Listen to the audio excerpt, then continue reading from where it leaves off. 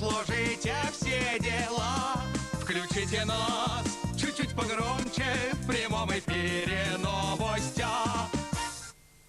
На микрофон любуется Макар Марковкин. И Степан Сундуков, здрасте. Никому ни за что не мстя, передаем последние новости. Зарубежные новости. Премьер-министр Украины Арсений Яценюк собрался уйти в отставку. Ты смотри, успел, пока очередной Майдан не начался. Об этом он объявил в эфире передачи «10 минут с премьер-министром», которая вышла на телеканале «Эспрессо ТВ». С учетом ситуации на Украине, телеканал должен называться «Американо ТВ».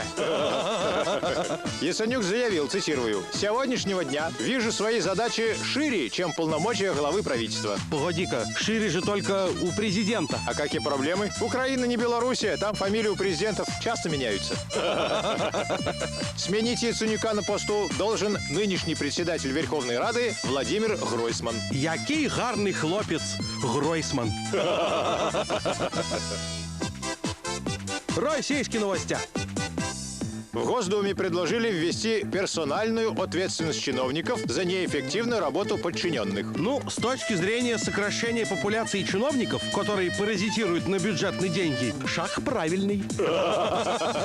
Предлагается наказывать за неэффективность и коррупционные действия подчиненных один раз выговор, второй раз увольнение. То есть, получается, теперь настроение чиновников зависит от настроения подчиненных, и те смогут творить со своими руководителями, что захотят? Получается так? Жалко чиновников? Нет. Интересно, этот законопроект хоть как-то улучшит качество чиновников? Конечно. Теперь они станут намного хитрее и изворотливее. Легко нам станет выбирать среди чинов миллионных. Ведь чем честнее депутат, тем меньше подчиненных. Ну вот и все. Что будет дальше?